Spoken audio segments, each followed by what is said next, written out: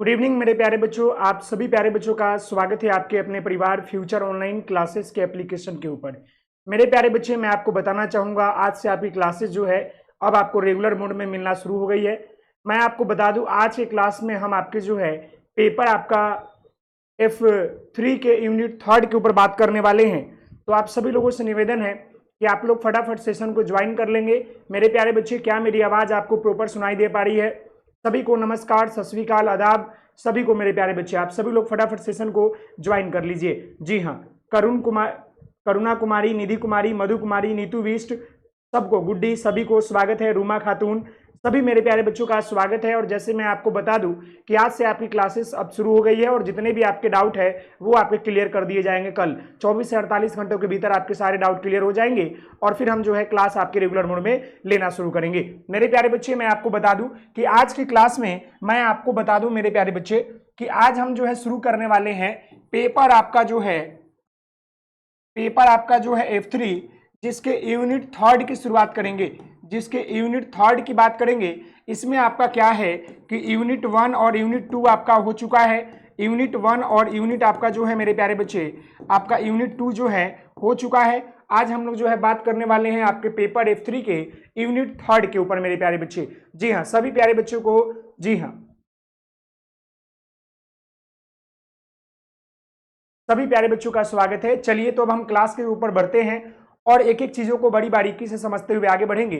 तो मेरे प्यारे बच्चे, जी हाँ, सबसे पहले मैं आपको बताना चाहूंगा ये जो आपका इकाई 3 है, इसमें आपको जानना है प्रारंभिक बाल्य अवस्था शिक्षा एवं विद्यालय की तैयारी के बारे में। यानी कहने का मतलब है कि जो आपका ईसीसी है उसकी जो आपका शुरुआती अवस्था में विद्यालय की तैयारी कैसे होती है इसके बारे में हम लोग समझेंगे, जानेंगे।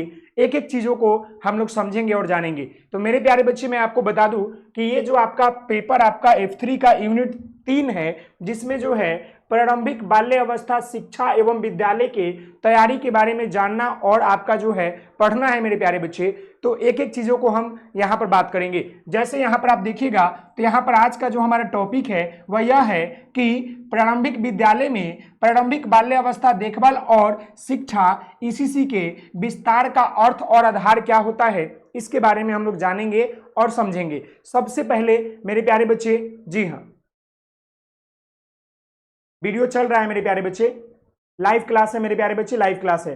अब आपको दिक्कत नहीं आनी चाहिए। अगर आपको दिक्कत आ रही है तो आपका अपना नेटवर्क इशू होगा। यहां से आपका पूरी तरीके से एप्लीकेशन को ठीक कर दिया गया है, अब आपको समस्या नहीं आएगी। जी हाँ मेरे प्यारे बच्चे, मेरे प्यारे बच्चे, आप लोग जो है अपना वीडियो में क्या करें, थोड़ा सा क्वालिटी को इंक्रीज कीजिए। वीडियो में क्या कीजिए मेरे प्यारे बच्चे,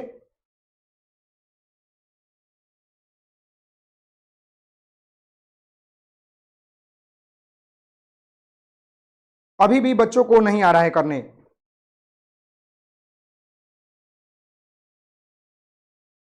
अब उनको कैसे बताया जाए? कल ही मैंने आपको बताया है क्लास के लिए और अभी भी समझ में नहीं आ रहा है, तो अब इसका उपाय कुछ नहीं है।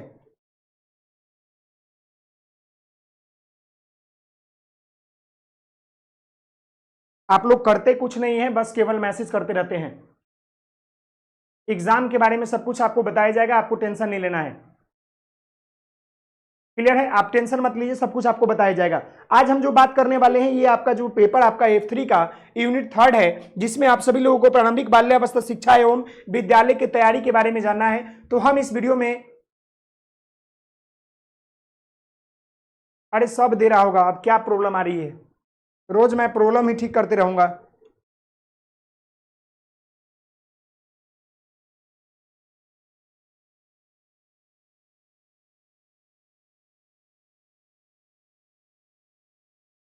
ठीक तो दिख रहा है।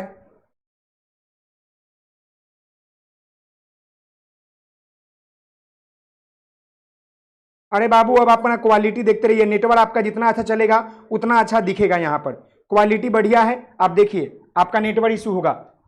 अब इतनी चीजों को, अब एक एक चीजों को परोस कर नहीं दिया जाएगा। क्वालिटी ठीक दे रहा है, क्वालिटी के ऊपर आपने बोला है प्रॉब्लम है, उसको सॉर्ट आउट आज करवा दिया जाएगा। चलिए देखिए यहाँ पर, अब नूर फातिमा क्वालिटी ढूंढते रहिए। अब आप यहाँ पर पढ़ाई पर ध्यान दीजिए। सभी प्यारे बच्चों को गुड इवनिंग। जैसे मैं आपको बता दूं, यहां पर ध्यान दीजिएगा।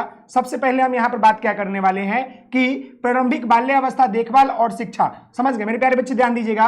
प्रारंभिक बाल्यावस्था और देखभाल और शिक्षा, जिसको हम लोग जो है early childhood care and education कहते हैं, जिसको शॉर्ट फॉर्म में हम लोग क्या कहते हैं, ईसीसी कहते हैं। इसका अर्थ क्या होता है वो समझेंगे मेरे प्यारे बच्चे।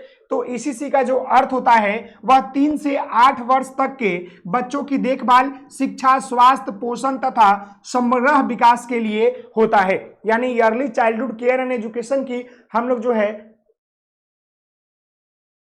मेरे प्यारे बच्चे यहां पर ध्यान दीजिएगा, जो ये आपका प्रारंभिक बाल्य अवस्था देखभाल और शिक्षा है, जिसका मतलब क्या होता है, early childhood care and education, इसका तात्पर्य या इसका अर्थ ये होता है मेरे प्यारे बच्चे कि 3 से लेकर 8 वर्ष तक के बच्चों की देखभाल, शिक्षा, स्वास्थ्य, पोषण तथा उनका समग्र विकास। समग्र विकास कहने का मतलब जो होता है, यह समग्र विकास कहने का मतलब होता है बच्चों का शारीरिक, मानसिक, संवेगात्मक, शारीरिक, मानसिक, संवेगात्मक, नैतिक, चारित्रिक संपूर्ण विकास की बात यहां पर करता है मेरे प्यारे बच्चे।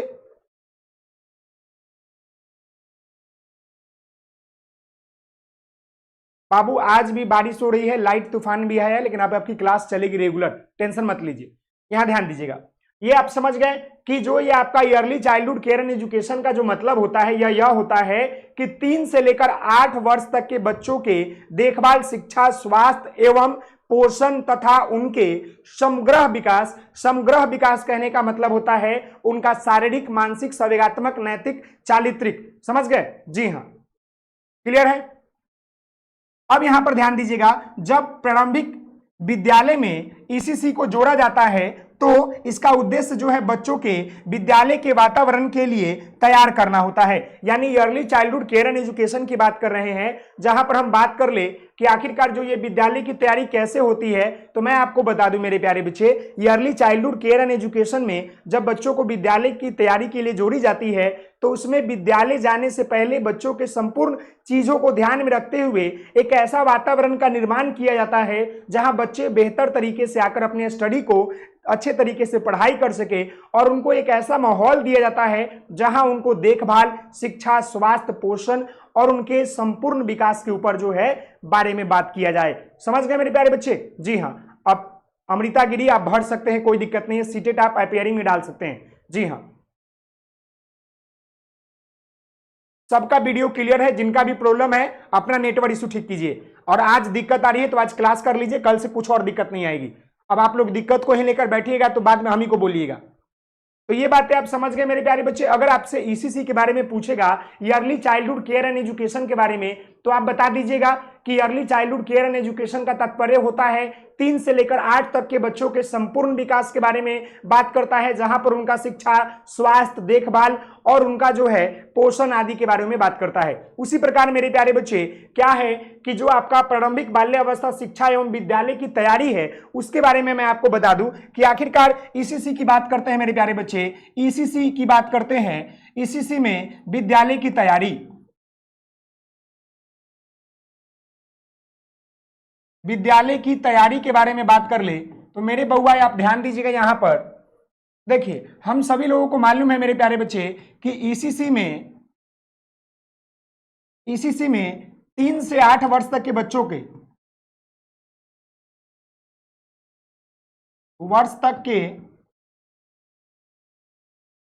के देखभाल, शिक्षा तथा पोषण एवं समग्र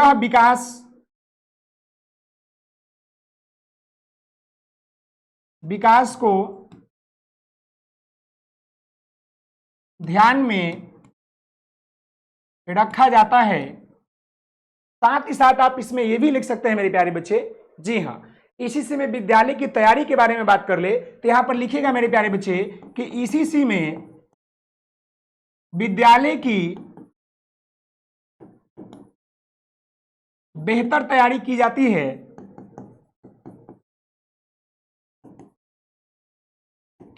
है जहां पर बच्चों के संपूर्ण चीजों तथा उनके विकास के समग्र वस्तुओं पर ध्यान रखते हुए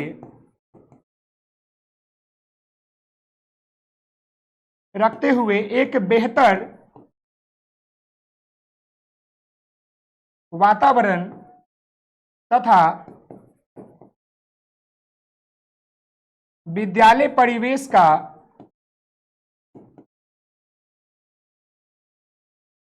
निर्माण किया जाता है।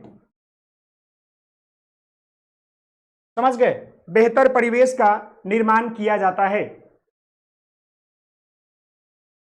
क्लियर है मेरे प्यारे बच्चे?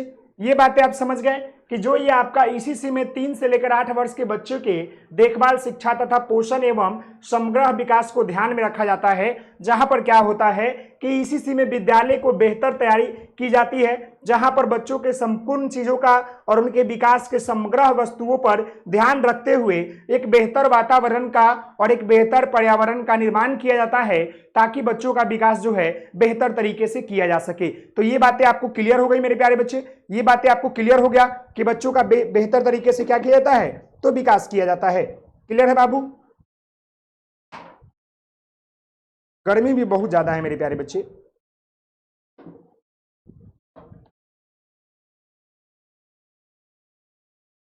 क्लियर है? अब हम आगे बढ़ते हैं, आगे बढ़ेंगे जहां पर हम और भी बहुत सारे बिंदुओं के बारे में बात करेंगे। अब मेरे प्यारे बच्चे आपको ध्यान यहां देना है, मैं इसको थोड़ा जूम कर देता हूं ताकि आपको दिक्कत नहीं होगा देखने में। समझ गए? अब हम यहां पर जो है थोड़ा सा जूम कर दिए हैं, अब आपको यहां पर नजर आ रहा होगा। आप इन चीजों को ध्यान दीजिएगा।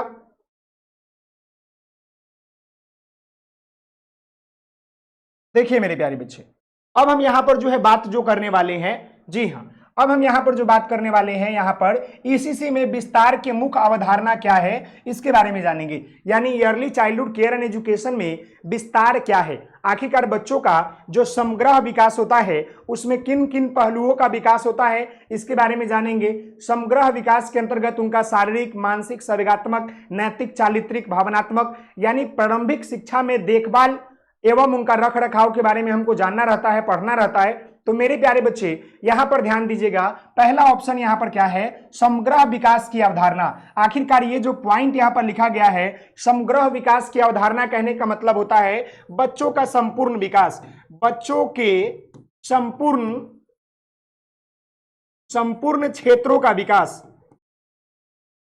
क्षेत्रों का विकास। इसका अर्थ होता है मेरे प्यारे बच्चे बच्चों के संपूर्ण क्षेत्रों का विकास। वहीं पर ध्यान दीजिएगा, प्रारंभिक अवस्था में बच्चे का शारीरिक, मानसिक, सामाजिक और भावनात्मक विकास तेजी गति से होता है, उसी को हम लोग जो है समग्र विकास कहते हैं। आपको पता है मेरे प्यारे बच्चे, जो बच्चों का बाल्य अवस्था होता है, ये जो बाल्य अवस्था होता है ये काफी महत्वपूर्ण होता है, ये काफी मेरे प्यारे बच्चे महत्वपूर्ण होता है। 3 से लेकर 8 वर्ष का समय बच्चों के शारीरिक, मानसिक, संवेगात्मक, नैतिक, चारित्रिक, भावनात्मक, यानी ओवरऑल डेवलपमेंट के लिए काफी महत्वपूर्ण माना जाता है। जी हाँ मेरे प्यारे बच्चे, साथ ही साथ यहां ध्यान दीजिएगा, इस समय उचित शिक्षा एवं देखभाल भविष्य की सीखने की क्षमता को मजबूत करता है। अगर हम इस अवस्था में बच्चों के सही तरीके से उनको शिक्षा नहीं दे पाए, सही तरीके से उनको देखभाल नहीं कर पाए, सही तरीके से उनको देखभाल या उनका पोषण नहीं दे पाए, तो क्या होगा कि आने वाले भविष्य में उनका जो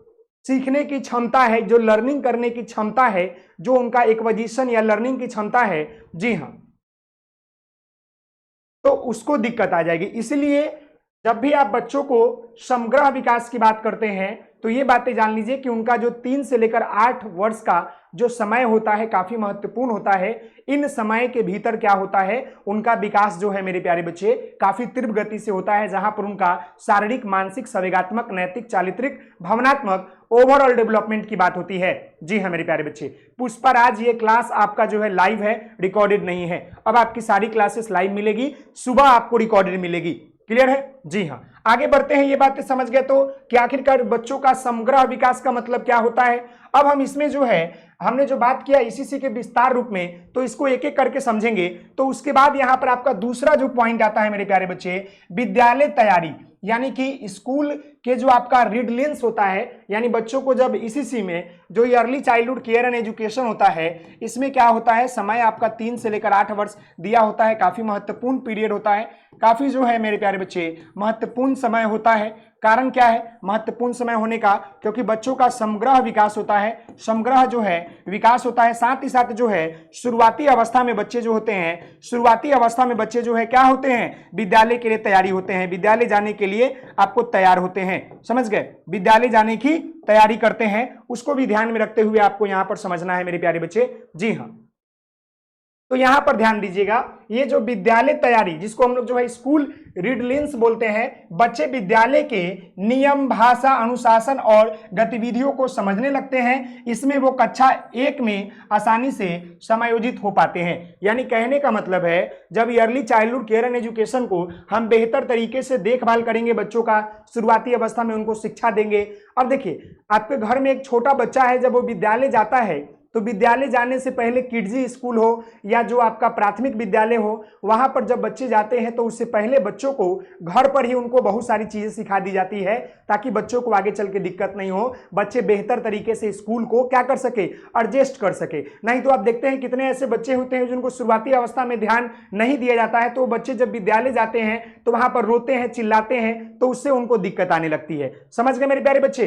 अब यहां ध्यान दीजिएगा कि सीखने की नींव, यानी कि ये भी आपका समग्र विकास में ये भी आता है कि सीखने का नींव होता है। जब बच्चा शुरुआती अवस्था में जब जाते हैं तो उसको सीखने का जो नींव होता है, जो शुरुआती लर्निंग होता है, वो काफी महत्वपूर्ण होता है। प्रारंभिक वर्षों में भाषा, गणना, सोचने और समस्या समाधान की नींव पड़ती है। यानी बच्चों के अंदर सोचने समझने की क्षमता का विकास किया जाता है, बच्चों के अंदर भाषा के विकास किया जाता है, बच्चों के अंदर गणना के विकास किया जाता है। यानी शुरुआती अवस्था में जो होता है समग्र विकास के अंतर्गत बच्चों को सीखने का नींव दिया जाता है। यानी कि नींव का मतलब होता है शुरुआत किया जाता है, स्टार्ट किया जाता है। जी हाँ, अरे बाबू लिख लिख कर नहीं पढ़ाएंगे, लिख लिख कर पढ़ाने में समय लगता है, इसलिए कुछ पॉइंट को हमने यहां पर लिख भी दिया है। तो आप परेशान क्यों होते हैं, आप परेशान क्यों होते हैं मेरे प्यारे बच्चे, हम लिख लिख के भी पढ़ाएंगे, आप क्यों परेशान हो रहे हैं। अरे बउआ पहले से लिख दिए थोड़ा सा, इसलिए ताकि समय कम खाए, ज्यादा पढ़ाई हो, तो क्यों परेशान हो रहे हैं, कोई अलग चीज थोड़ी लिखा गया है। हाँ बाबू, करुणा कुमारी आप लोग सीटेट का फॉर्म भर सकते हैं, कोई दिक्कत नहीं है।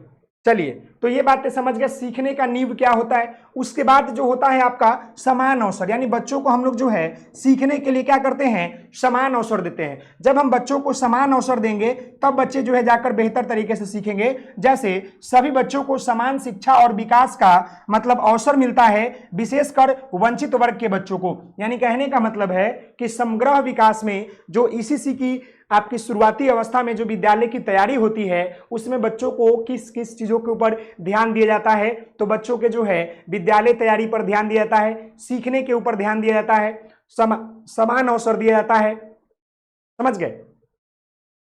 तो ये सारी बातें आप समझ गए कि समान अवसर, सीखने का नींव और आपका विद्यालय तैयारी। उसके पहले हमने यहाँ आपको बताया कि ये जो आपका होता है समग्र विकास का आधार बनता है। समझ गए। तो ये सब बहुत सारी पॉइंट है जिसके बारे में आपको जानना है। तो ये सारी बातें आप समझ गए। अगर आप नहीं समझे हैं, जी हाँ, हाँ बाबू, आप लोग सीटेट का फॉर्म भर सकते हैं। कितनी बार बोले, 50 बार या 200 बार बोले, आप लोग सीटेट का फॉर्म भर सकते हैं, 50 बार नहीं बोलेंगे।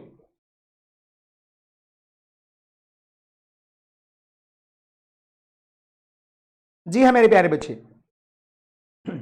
चलिए अब हम एक नए पॉइंट की शुरुआत करेंगे। यहां पर ध्यान दीजिएगा, यहां पर ध्यान देने की बात है मेरे प्यारे बच्चे। ये जो आपका पॉइंट है कि बाल्यावस्था और शिक्षा के विस्तार का अर्थ और आधार, समझ गए। देखिएगा मेरे प्यारे बच्चे,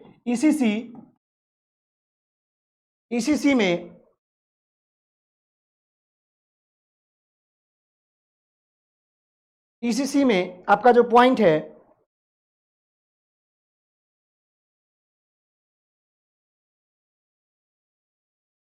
शिक्षा का आधार, उद्देश्य एवं, देखिए हम एक एक चीजों को समझेंगे मेरे प्यारे बच्चे। आखिरकार हम सब लोग जानते हैं यहां पर क्लियर है? यहां पर ध्यान दीजिए, ईसीसी का मतलब क्या होता है ये आपको पता है, yearly childhood care and education, yearly childhood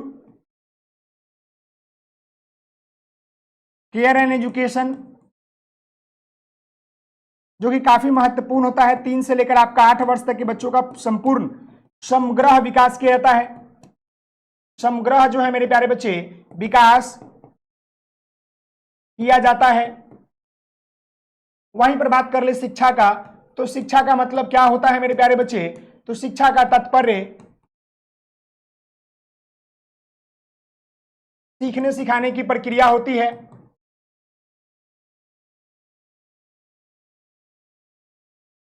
इसका उद्देश्य जो है क्या है, उद्देश्य जो है बच्चों के संपूर्ण विकास करना तथा उनका देखभाल एवं शिक्षा से जोड़ना, ये इसका उद्देश्य है मेरे प्यारे बच्चे। समझ गए? ये आपका उद्देश्य है। महत्व की बात करेंगे तो महत्व यह है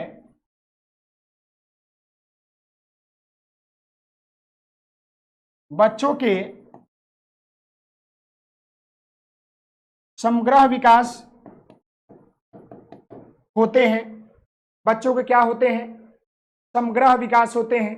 तो यहां पर जो आपका है इसी में शिक्षा का आधार यह है कि हम बच्चों के जो है जो शुरुआती उनका देखभाल जो शिक्षा होता है उसको आधार बनाकर, उसको बेस बनाकर हम लोग बच्चों को शिक्षा देते हैं, ताकि बच्चे जो है बेहतर तरीके से क्या कर ले, सीख ले। जी हाँ, जी हाँ मेरे प्यारे बच्चे, बहुत बढ़िया। सीखने सिखाने की प्रक्रिया को हम लोग शिक्षा कहते हैं। तो ये बातें आपको यहां तक क्लियर हो गया मेरे प्यारे बच्चे? आप लोग जवाब दीजिएगा।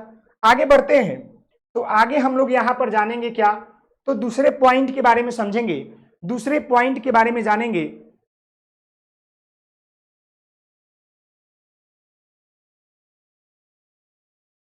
चलिए यहां पर ध्यान दीजिएगा, यहां पर ध्यान दीजिएगा। प्रारंभिक वर्षों में प्रक्रियाओं के बाल विकास होने के अर्थ क्या होते हैं, इसके बारे में समझेंगे। यानी प्रारंभिक वर्षों में प्रक्रियाओं के बाल विकास के बारे में समझेंगे। आपका सवाल, आपका देखिए क्वेश्चन सवाल यहां से पूछेगा क्या कि बाल विकास क्या होता है, बाल विकास या बाल केंद्रित विकास क्या होता है, बाल केंद्रित, बाल केंद्रित जो है शिक्षा क्या होता है, इसके बारे में आपसे सवाल पूछेगा। मैं आपको बताना चाहूंगा मेरे प्यारे बच्चे कि बाल केंद्रित, यहां पर मैं लिख देता हूं, देखिएगा, बाल केंद्रित, बाल केंद्रित शिक्षा का तात्पर्य होता है कि बच्चों को उनके मन तथा उनके अनुसार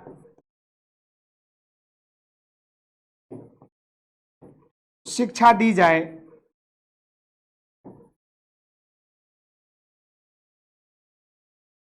बाल केंद्रित कहलाता है।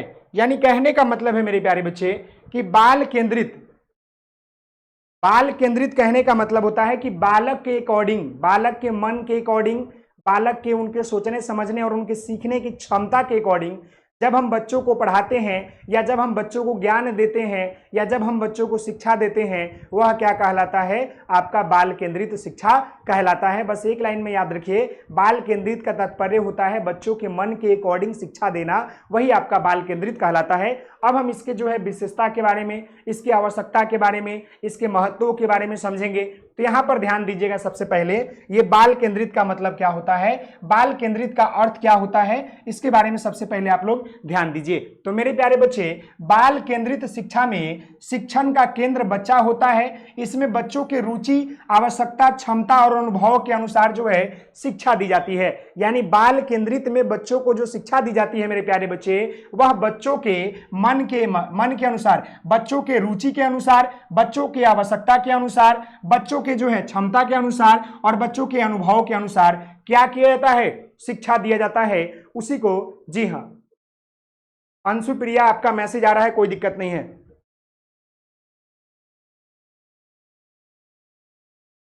मेरे प्यारे बच्चे, बाल केंद्रित शिक्षा का मतलब होता है बालक के अकॉर्डिंग, बालक के मन के अकॉर्डिंग, बालक के रुचि के अकॉर्डिंग, बालक की आवश्यकता के अकॉर्डिंग बच्चों को शिक्षा देना बाल केंद्रित शिक्षा कहलाता है। बाल केंद्रित शिक्षा मेरे बच्चों कहलाता है। तो ये बातें आपको समझ में आ गया कि बाल केंद्रित शिक्षा क्या होता है, ये सारी बातें आप समझ गए। जी हाँ, गेसिंग क्वेश्चन आपको जो है 1 सप्ताह के अंदर में आपको सब अपलोड हो जाएगा, टेंशन मत लीजिए। जी हाँ, ये बातें आपको समझ में आ गया मेरे प्यारे बच्चे कि बाल केंद्रित शिक्षा का मतलब क्या होता है।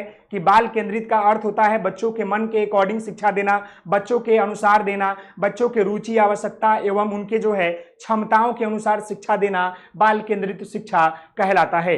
अब हम लोग यहाँ पर जो है बात क्या करने वाले हैं मेरे प्यारे बच्चे, तो बाल केंद्रित शिक्षा की विशेषता क्या होता है। तो मैं आपको बता दूं कि बाल केंद्रित शिक्षा की विशेषता यह होता है मेरे प्यारे बच्चे कि जब आप बालक के मन के अकॉर्डिंग, उनके रुचि के अकॉर्डिंग, उनकी आवश्यकता के अकॉर्डिंग बच्चों को जब आप पढ़ाते हैं तो बच्चों के जो सीखने की क्षमता होती है उसमें काफी तीव्र गति से पकड़ता है। साथ ही साथ उनका जो सोचने समझने और कार्य करने की क्षमता होती है, शिक्षा लेने की क्षमता होती है। जी हाँ, तो वो सारी बातें आपको यहां पर दिक्कत नहीं आएगी, समझ गए। जी हाँ, चलिए, हाँ बाबू कर सकते हैं, प्रीवियस ईयर क्वेश्चन से कर सकते हैं तैयारी। जय कुमारी, यहां पर ध्यान दीजिएगा, बाल केंद्रित शिक्षा की विशेषता की बात कर रहे हैं तो यहां पर आपका क्या है, बच्चा सक्रिय रूप से सीखता है।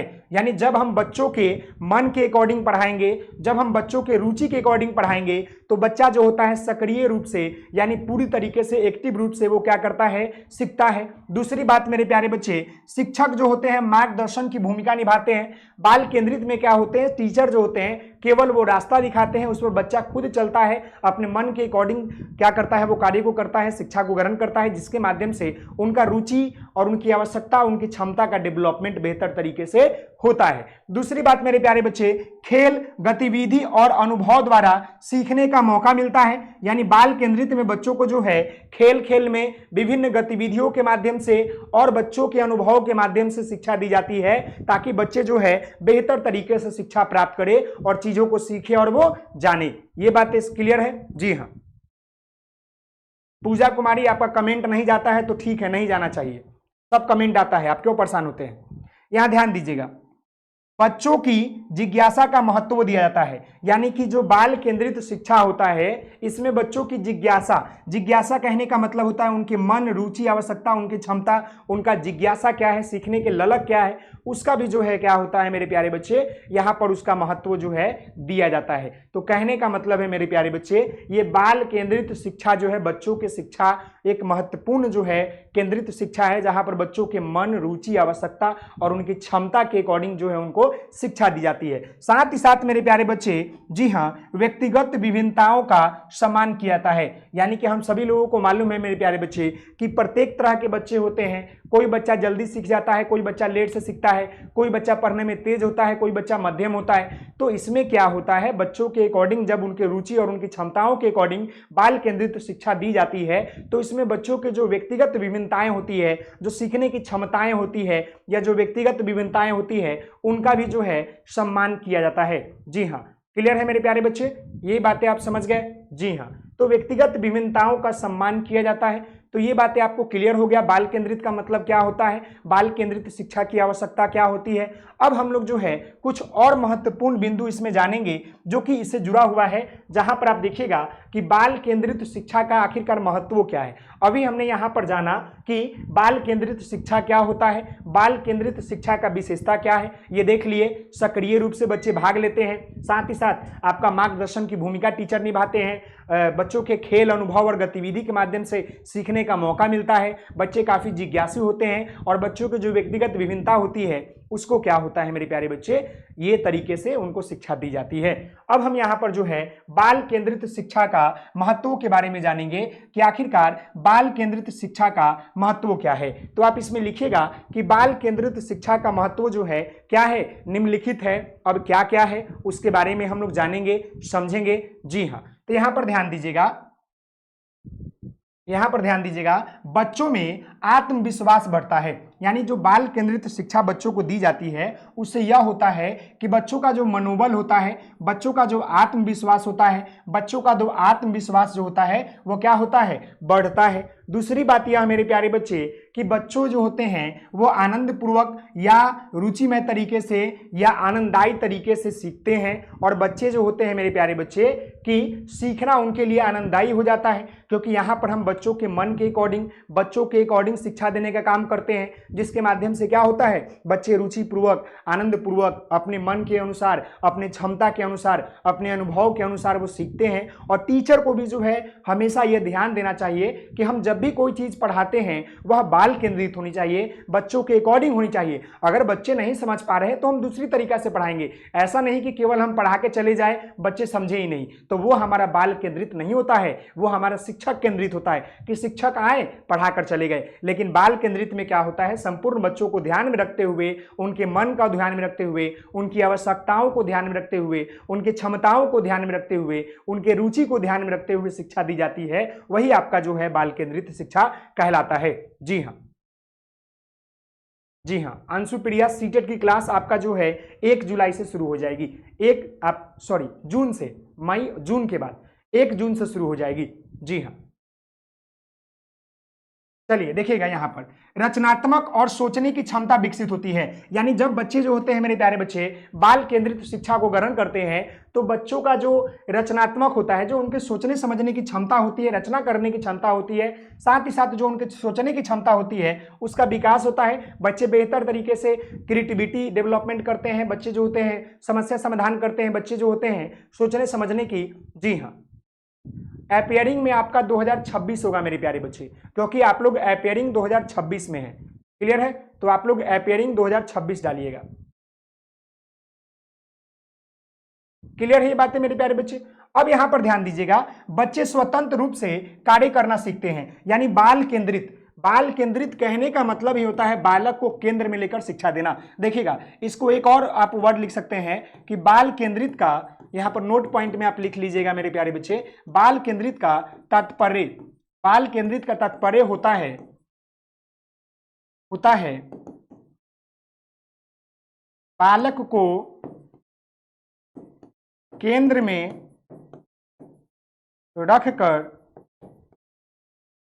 शिक्षा देना बाल केंद्रित शिक्षा कहलाता है। जी हां, बाल केंद्रित शिक्षा कहने का मतलब होता है कि बालक को केंद्र में रखकर, बालक को सेंटर में रखकर जब हम शिक्षा देते हैं वो हमारा बाल केंद्रित कहलाता है। जी हाँ,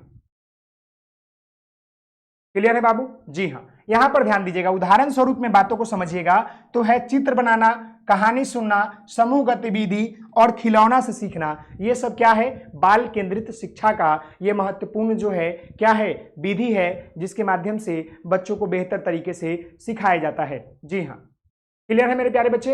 ये बेहतर तरीके से सिखाया जाता है, तो इसी को हम लोग जो है बाल केंद्रित शिक्षा कहते हैं। तो ये बातें आपको समझ में आ गया मेरे प्यारे बच्चे कि बाल केंद्रित शिक्षा का मतलब क्या होता है। जी हाँ, ये बातें आपको समझ में आ गया? मुझे आप लोग जवाब दे दीजिए, क्या ये बातें आपको समझ में आ गया? बाल केंद्रित शिक्षा क्या होता है? जी हाँ, क्लियर है? अब हम लोग जो है आगे बढ़ते हैं और आगे हम पॉइंट को समझेंगे, जहां पर हम लोग बात क्या करेंगे कि प्रारंभिक बाल्य अवस्था शिक्षा में खेल एवं गतिविधियों के आयोजन का महत्व के बारे में जानेंगे कि आखिरकार हम लोग जब बच्चों को शुरुआती अवस्था में पढ़ाते हैं, शिक्षा देते हैं, तो उसमें खेल कितना महत्व है या उसका आयोजन कितना महत्वपूर्ण है, इस टॉपिक को आज बताएंगे। और कल जब हम क्लास लेंगे आपका, तो ये आपका पेपर का यूनिट 3 भी आपका कंप्लीट हो जाएगा। समझ गए? पेपर आपका यूनिट 3 का भी कंप्लीट हो जाएगा। कल आपका ये क्लास पूरी तरीके से समाप्त हो जाएगी, यानी यूनिट 3। तो यहां पर ध्यान दीजिएगा, ये आपका पॉइंट है कि प्रारंभिक बाल्य अवस्था शिक्षा में खेल एवं गतिविधियों के आयोजन का महत्व। सबसे पहले तो हम समझ गए कि आखिरकार खेल क्या होता है, तो खेल के महत्व के बारे में समझेंगे। मैं आपको इसके बारे में बताऊंगा कि आखिर खेल क्या होता है। देखिएगा, खेल बच्चों के लिए सीखने की प्राकृतिक माध्यम है। बच्चे खेल खेल में नई नई बातों को जल्दी सीखते हैं। समझ गए? आखिरकार हम यहाँ पर खेल की बात करते हैं, तो ये बातें जान लीजिएगा। इसको एक नोट पॉइंट करके आप यहाँ पर लिखिएगा मेरे प्यारे बच्चे, खेल के बारे में। तो आप लिखिएगा, खेल एक ऐसा माध्यम है, खेल एक ऐसा माध्यम है जिसके द्वारा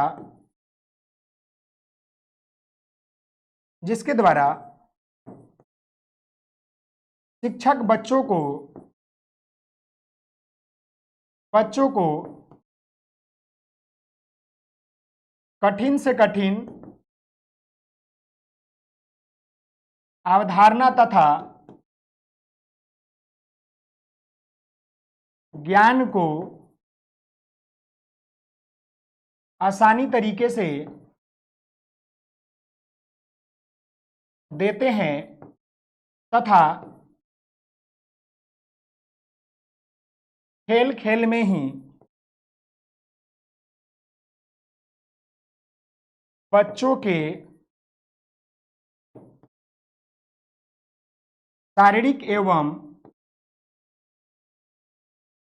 मानसिक विकास बेहतर होता है।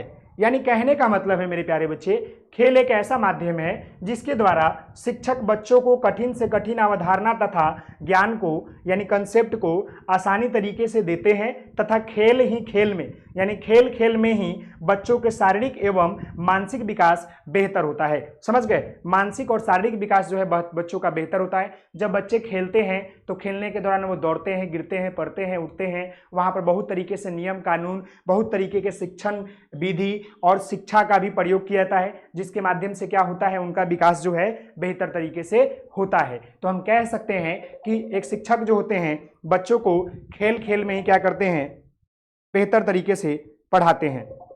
क्लियर है मेरे प्यारे बच्चे? ये बातें आपको समझ में आ गया?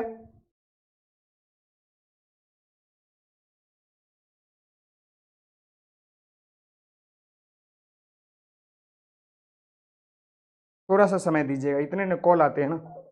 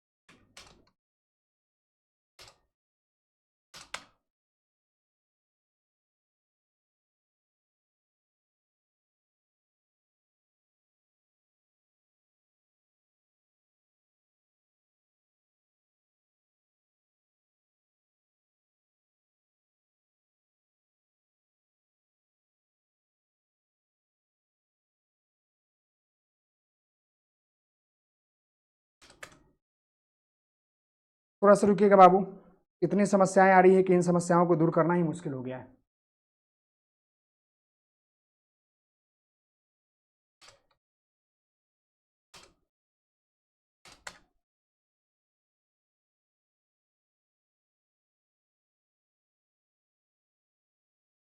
चलिए, यहां तक क्लियर है?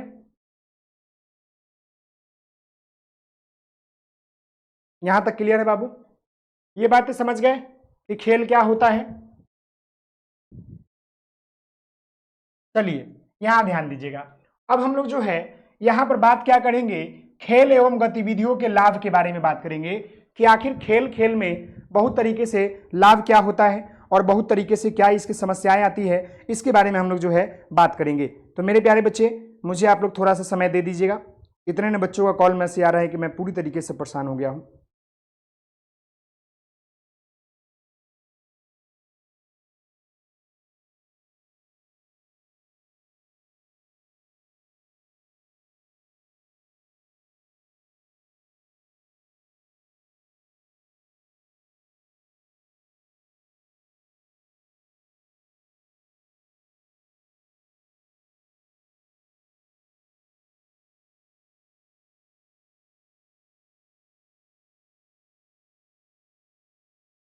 चलिए, यहां ध्यान दीजिएगा।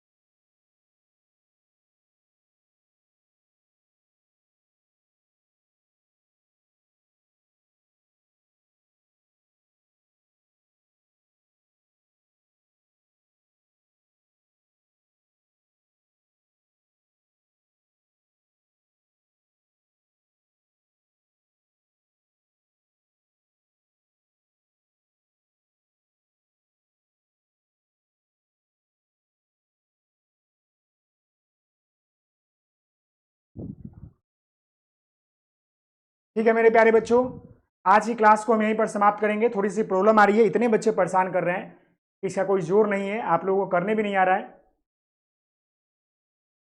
मैं अब इसके आगे ये जो खेल एवं गतिविधि का लाभ है इसके ऊपर कल बात करेंगे और कल हम इस यूनिट को समाप्त करेंगे। तो आप लोगों को मैं क्लास को यहीं पर समाप्त करता हूं, क्योंकि बहुत सारे बच्चों का कॉल मैसेज आ रहा है, इतने डिस्टर्ब कर रहे हैं कि मैं आपको बता नहीं सकता हूं। उनको खोलने नहीं आ रहा है एप्लीकेशन। अब एप्लीकेशन थोड़ा अपडेट हुआ है तो उसमें प्रॉब्लम आती है, लेकिन अब खोलने नहीं आ रहा है तो ये तो बड़ी समस्या है। कल क्लास ज्वाइन किए नहीं और आज दम लगातार कॉल मैसेज कर रहे हैं, तो इसके लिए हम क्षमा चाहेंगे। फिर हम कल आप लोगों के बीच मिलेंगे और कल हम आपके इसके आगे बात करेंगे। तब तक के लिए आप लोग इतनी सारी चीजों को पढ़ते रहिए और फिर हम कल इस यूनिट को समाप्त करेंगे। आज के लिए इतना ही। आप सभी लोग हंसते रहिए, मुस्कुराते रहिए, पढ़ाई करते रहिए। जय हिंद, जय भारत।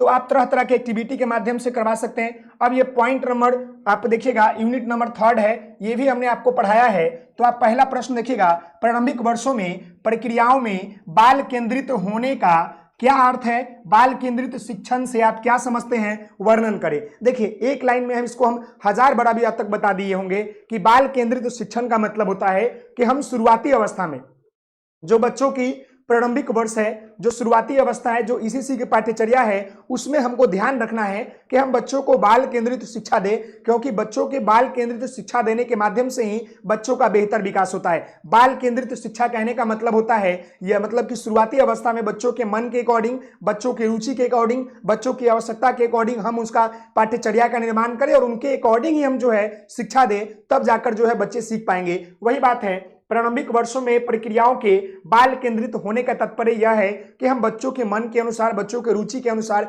बच्चों के अनुसार, आवश्यकता के अनुसार शिक्षा दें। और बाल केंद्रित शिक्षा का मतलब यह होता है कि बच्चों के अनुसार, बच्चों के मन के अनुसार, बच्चों की आवश्यकता के अनुसार, बच्चों के मतलब तरीकों के अनुसार पढ़ाना, ताकि बच्चे बेहतर तरीके से सीख पाए।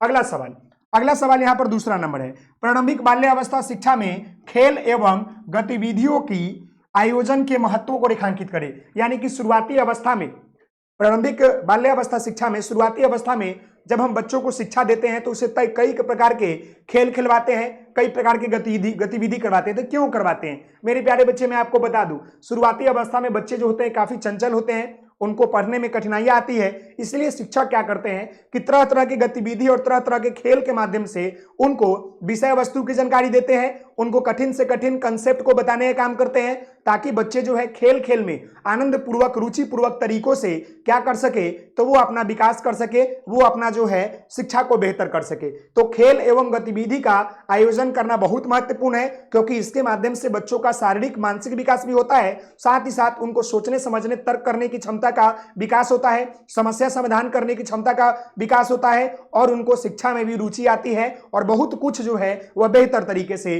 सीखते वो जानते हैं। ये बातें समझ गए। अगला सवाल यहां पर देखिएगा, अगला सवाल है, विद्यालय आने से पूर्व बच्चों में भाषाई एवं गणितीय ज्ञान का उल्लेख करें। यह भी हमने आपको पढ़ाया है कि विद्यालय जब बच्चे आते हैं शुरुआती अवस्था में, तो क्या उनके पास जो है गणितीय एवं भाषाई क्षमता का विकास हो गया रहता है। तो जी हाँ मेरे प्यारे बच्चे, मैं आपको बताना चाहूंगा कि जब बच्चे शुरुआती अवस्था में या ईसीसी प्रारंभिक अवस्था में जब विद्यालय आते हैं, तो उनका जो गणितीय कौशल होता है या जो उनका भाषाई कौशल होता है, उसका विकास हो गया रहता है। पूरी तरीके से नहीं, लेकिन हो गया रहता है। जब वो विद्यालय आते हैं तो उन्हीं को शिक्षक जो होते हैं आधार बनाकर उन्हें अन्य भाषाओं की तरफ या अन्य चीजों की तरफ ले जाते हैं। लेकिन ये बात सत्य है कि विद्यालय आने से पूर्व बच्चों में भाषाई क्षमता और गणितीय कौशल का विकास हो गया रहता है, क्योंकि वो अपने दैनिक जीवन में अपने अनुसार चीजों को देखते हैं, समझते हैं, जानते हैं। तो धीरे धीरे उनको गिनती, काउंटिंग आदि का गणितीय ज्ञान हो जाता है। साथ ही साथ वो बचपन से ही नकल करते हैं, दूसरों का अनुकरण करते हैं, तो उनका धीरे धीरे भाषा का भी विकास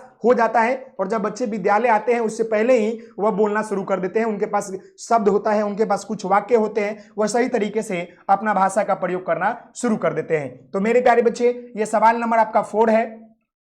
अब देखिएगा ये चौथा नंबर सवाल। जितने भी सवाल मैं आपको बता रहा हूं, अगर आप केवल इतना ही सवाल कर लेते हैं तो मेरा दावा रहा मेरे प्यारे बच्चों कि इससे बाहर आपको एग्जाम में कोई भी सवाल देखने को नहीं मिलेगा। मैं एक एक सवालों के ऊपर टाइम ले रहा हूं, बता रहा हूं, ताकि आपको किसी तरह की कोई दिक्कत या समस्या नहीं आवे। तो यहां ध्यान दीजिएगा, प्रारंभिक वर्षों में बच्चों में भाषा विकास की प्रक्रिया क्या है, स्पष्ट करें। मेरे प्यारे बच्चे, मैं आपको बता दूं, शुरुआती अवस्था में बच्चों का जो भाषा विकास होता है वो कब होता है, तो वो आपका जो है पूर्व बाल्यावस्था में होता है मेरे प्यारे बच्चे पूर्व बाल्य अवस्था में, जो कि 2 से लेकर आपका 6 वर्ष माना जाता है, कहीं कहीं 3 से लेकर आपका 6 वर्ष भी माना जाता है। तो मेरे प्यारे बच्चे जो ये पहली अवस्था मानी जाती है, जो बाल्य अवस्था की बात कर लेते हैं, तो बच्चों के अंदर भाषाई क्षमता का विकास बाल्य अवस्था में ही शुरू होता है। जब बालक जो होता है 3 से लेकर आपका 6 वर्ष या 2 से लेकर 6 वर्ष के अंतर्गत आते हैं, तो बच्चों की जो भाषा का विकास होता है वह शुरू हो जाता है। और भाषा की विकास की प्रक्रिया की बात करेंगे तो बच्चा जब जन्म लेता है उसके साथ ही वह एडी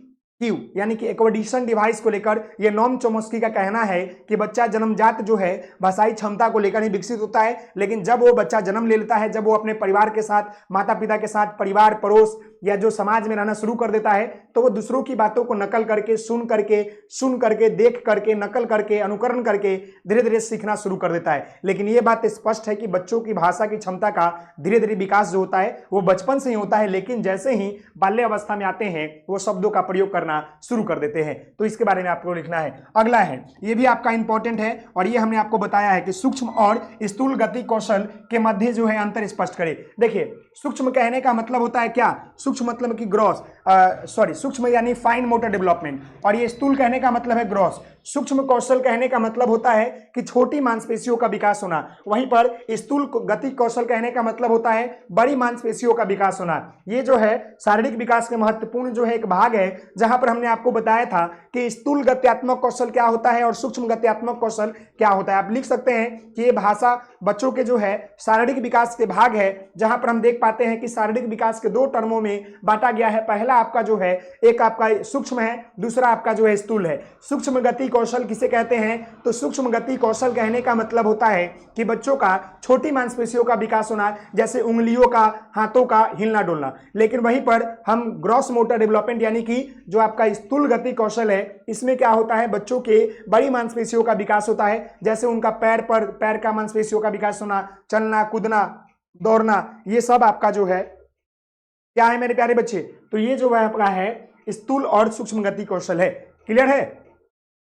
अब हम लोग जो है यहां पर जानेंगे यूनिट 4 के ऊपर। तो मेरे प्यारे बच्चे थोड़ा सा मुझे समय दीजिएगा, फिर मैं आपको बताऊंगा। यहां तक किन्हीं बच्चों को दिक्कत तो नहीं है ना? मुझे आप लोग एक बार कमेंट कर दीजिएगा।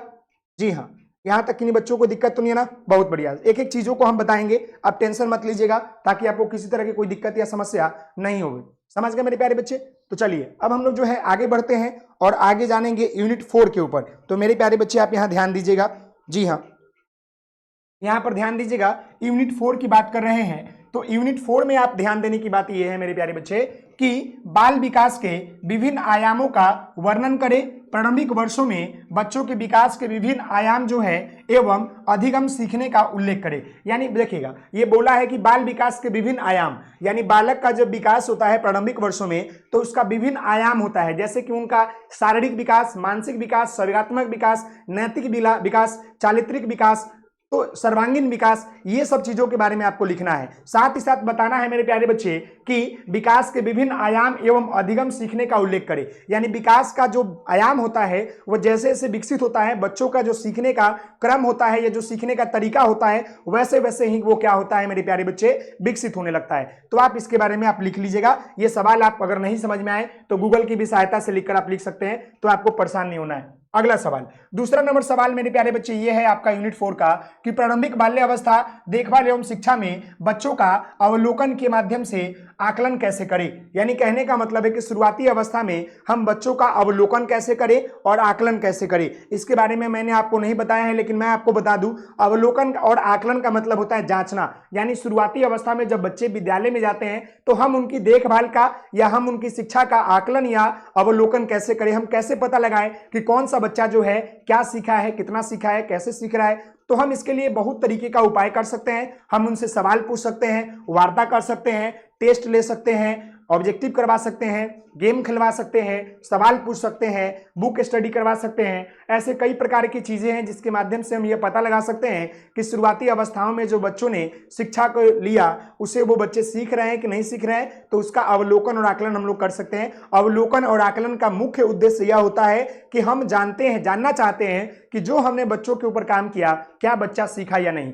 यह केवल बच्चों के लिए नहीं होता बल्कि टीचर के लिए भी होता है। टीचर को भी यह पता लग जाता है कि जो चीजें हमने आपको पढ़ाया वो कहां तक सही था, समझ गए? तो इसके बारे में लिख लीजिएगा। अगला सवाल यहां पर तीसरा नंबर, प्रारंभिक बाल्य अवस्था शिक्षा में बच्चों की प्रगति से संबंधित अभिलेखों का संसाधनों क्यों आवश्यक है एवं आप उसे कैसे संसाधित करेंगे। यानी शुरुआती अवस्था में बच्चों की प्रगति से संबंधित अभिलेख का संसाधन कैसे करेंगे। यानी अभिलेख कहने का मतलब होता है बहुत सारा हम बच्चों की प्रगति का चेक बुक बनाते हैं, देखते होंगे रिपोर्ट बनाते हैं, रिपोर्ट कार्ड हो गया, चेक लिस्ट हो गया, आपका जो है रिजल्ट आ गया, हेल्थ कार्ड हो गया, ऐसे बहुत सारे अभिलेख का प्रयोग हम लोग करते हैं ताकि हम जान पाए कि बच्चों का विकास जो है हो रहा है कि नहीं हो रहा है। हम लोग देखते हैं एक छोटा बच्चा जन्म लेता है तो उसे कितना रिपोर्ट बनता है, मेडिकल रिपोर्ट, सीखने का रिपोर्ट, रिजल्ट आना, क्या सीख रहा है कि नहीं सीख रहा है, हेल्थ ग्रोथ, फिजिकल डेवलपमेंट, ऐसे बहुत सारे अभिलेख बनते हैं। उसके बारे में आपको बताना है कि हाँ भाई चेक लिस्ट के माध्यम से क्या हुआ, फोटोफोलिया के माध्यम से क्या हुआ, ये सब आपको बताना पड़ेगा,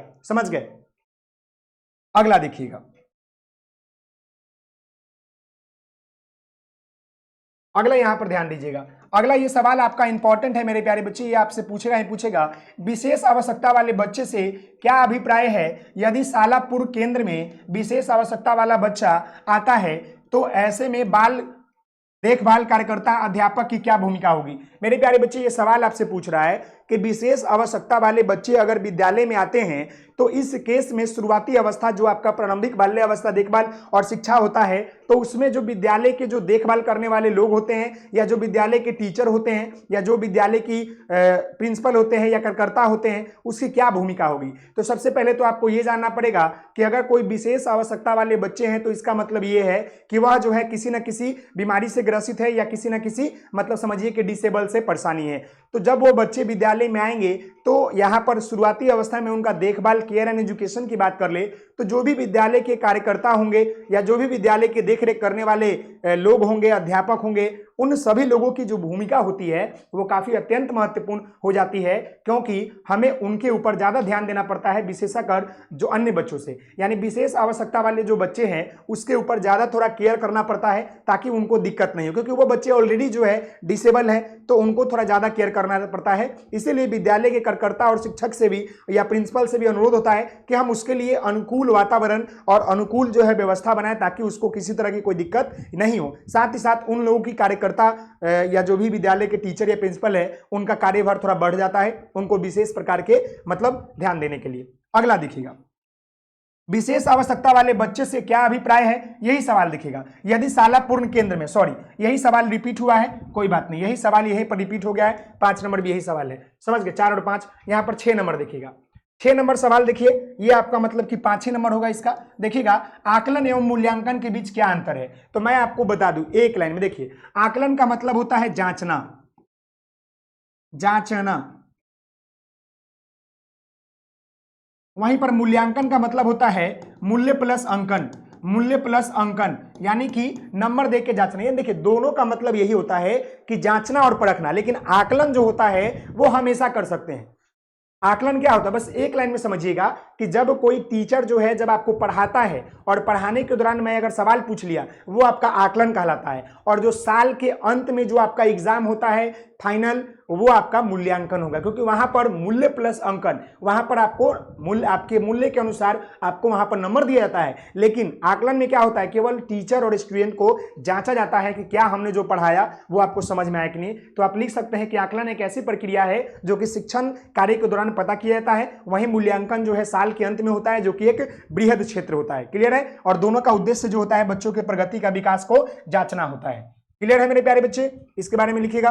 अगला यहां देखिएगा यूनिट 5 की बात कर ले तो यूनिट 5 को ध्यानपूर्वक देखिए, इसमें भी 2-4 प्रश्न होंगे जो कि आपके एग्जाम के लिए काफी महत्वपूर्ण रहने वाला है। तो पहला सवाल, बिहार में प्रारंभिक बाल्य अवस्था देखभाल और शिक्षा की वर्तमान स्थिति का वर्णन करें। तो मेरे प्यारे बच्चे हम सभी लोग जानते हैं ये सवाल आपका करंट अफेयर से है और ये सवाल आपका वर्तमान स्थिति को लेकर है। तो मेरे प्यारे बच्चे विद्यालय की बात कर ले बिहार में, तो बिहार में कई ऐसे विद्यालय हैं जहां पर सुविधाएं आपको देखने के लिए नहीं मिलेंगे। तो विशेष आवश्यकता वाले बच्चों की बात कर ले या शुरुआती जो प्रारंभिक बाल्य अवस्था का विकास होता है, आप देखते होंगे सरकारी स्कूल को 1 to 5 में बच्चे जाते हैं, बैठते हैं, चले आते हैं, यानी कह सकते हैं आपको दो जो लगे, मैं ये नहीं कहूंगा कि आपको क्या लिखना है, आपको जैसा लगे। अगर आपको अच्छा लगेगा तो आप अच्छा लिखे, बुरा लगेगा तो बुरा लिखे। ये तो अपने ऊपर सवाल है, आपके मन के ऊपर सवाल है कि बताना है कि बिहार में प्रारंभिक बाल्यावस्था देखभाल की शिक्षा की स्थिति क्या है। कोई बच्चा कहेंगे कि अच्छा है, कोई बच्चा कहेगा कि अच्छा नहीं है। मेरे अनुसार से तो अच्छा नहीं है। हम देख पा रहे हैं कि वहां पर बहुत सारे ऐसे सुविधाएं हैं जिससे बच्चे वंचित है, टीचर भी नहीं पढ़ाते हैं, तो ऐसे बहुत सारी परेशानियां हैं। तो आप अपने अनुसार लिख सकते हैं इसको। अगला सवाल कि बिहार राज्य के प्रारंभिक बाल्य अवस्था शिक्षा को 8 वर्ष तक विस्तार देने का क्या अर्थ है। मेरे प्यारे बच्चे, मैं आपको बता दूं, ये जो बिहार राज्य की जो शिक्षा व्यवस्था है उसको प्रारंभिक बाल्यावस्था विकास को लिए 8 वर्ष निर्धारित इसलिए किया गया ताकि बच्चे जो होते हैं 8 वर्ष तक के उम्र काल तक जो है वो काफी तीव्र गति से सीखते हैं, और इतने उम्र काल तक जो है उनका ध्यान रखना सही तरीके से काफी महत्वपूर्ण हो जाता है। अगर हम उनका विकास तक इतना वर्ष तक ध्यान सही तरीके से नहीं रखेंगे तो वह बच्चा विकास नहीं कर पाएगा, प्रभावित हो जाएगा, नहीं सीख पाएगा, शिक्षा से वंचित रह जाएगा, उनका विकास नहीं हो पाएगा, कुपोषण का शिकार हो जाएगा। इसलिए इसको रखा गया 3 से लेकर आपका 8 वर्ष तक का। क्लियर है, जिसको हम लोग जो है बाल्यावस्था कहते हैं, क्योंकि जीवन का सबसे अनोखा काल कहा जाता है, क्योंकि इसमें काफी तीव्र गति से उनका शारीरिक व मानसिक विकास होता है। अगला सवाल, बिहार में बाल्यावस्था शिक्षा की चुनौतियां क्या है। बिहार में प्रारंभिक बाल्यावस्था शिक्षा की चुनौतियों को दूर करने के लिए आप किन किन नवाचारों का उपयोग कर सकते हैं। मेरे प्यारे बच्चे, हमने आपको बोला ना कि बिहार में क्या है कि बाल्यावस्था की जो शिक्षण है या बाल्यावस्था शिक्षा को लेकर बहुत सारी चुनौतियां हैं। सही तरीके से विद्यालय भवन का ना होना, पानी का ना होना, सही बुक ना होना, अच्छे टीचर की व्यवस्था की कमी, ऐसे बहुत सारे हैं। मतलब बच्चों टीचर को नहीं पढ़ा पाते हैं, ऐसे टीचर बच्चों को नहीं पढ़ा पाते हैं। तो ऐसे कई प्रकार की समस्याएं आपको देखने को मिलेगा आपको अपना समाज में, उसके बारे में यहाँ पर आपको लिख लेना है। तो यहाँ तक क्लियर है मेरे प्यारे बच्चे। अब हम लोग जो है आगे बढ़ते हैं और आगे अभी यहाँ पर देखेंगे यहाँ पर 4 नंबर सवाल को कि राज्य में विद्यालय तैयारी में अकादमिक और सामाजिक संस्थानों से क्या अपेक्षा है। यानी कि राज्य में विद्यालय तैयारियों को लेकर जो भी अकादमिक है और जो भी सामाजिक संस्थान है उससे यही अपेक्षा है कि ये दोनों मिलकर जो है समाज में विद्यालय की तैयारी को बेहतर करे, ताकि बच्चे जो है बेहतर तरीके से अपना विकास कर सके और जो उनका प्रारंभिक बाल्यावस्था देखभाल शिक्षा है वह बेहतर हो सके। तो हमें उम्मीद ये है कि आपको जो है दोनों को क्या करना चाहिए, अच्छा काम करना चाहिए और मिलकर जो है आगे बढ़ना चाहिए। अगला है नई शिक्षा नीति 2020 के आलोक में गुणवत्तापूर्ण ईसीसी कार्यक्रम के लिए आवश्यक विभिन्न घटकों का वर्णन करें। इसके बारे में हमने आपको नहीं पढ़ाया है, लेकिन मैं आपको बता दूं कि नई शिक्षा नीति 2020 के आलोक में गुणवत्तापूर्ण ईसीसी कार्यक्रम के लिए आवश्यक विभिन्न घटकों का यह वर्णन है कि हम बच्चों को समग्र विकास करें, बच्चों को बेहतर तरीके से देखभाल करें, बच्चों को शिक्षा से जोड़े और बच्चों को बाल केंद्रित शिक्षा दे, बच्चों के ऊपर बर्डन नहीं दे, बच्चों को सही तरीके से देखरेख करेंगे तो उनका शारीरिक और मानसिक विकास बेहतर होगा, जिनसे उनका जो है भविष्य जीवन बेहतर होगा। तो आप इन सारे प्रश्नों का उत्तर जरूर लिखिएगा, इन सारे प्रश्नों को जरूर आप पढ़ के जाइएगा। मेरा वादा है मेरे प्यारे बच्चे 90% से ऊपर क्वेश्चन आपको इस यूनिट से आएंगे, ये 5 यूनिट से। तो आज की वीडियो में हमने आपको पेपर F3 के टोटल गेसो क्वेश्चन के ऊपर बात कर लिया। तो आशा करते हैं मेरे प्यारे बच्चे कि आपको मेरी वीडियो पसंद आई होगी। तो प्लीज आप सभी लोगों से निवेदन है कि वीडियो को लाइक शेयर एंड सब्सक्राइब कीजिएगा। इसका PDF भी अपलोड करवा दिया गया है, आप जाकर ऐप पर देख सकते हैं। बहुत बहुत धन्यवाद। जय हिंद, जय भारत। आप सभी लोग हंसते रहिए, मुस्कुराते रहिए, पढ़ाई करते रहिए। Take care.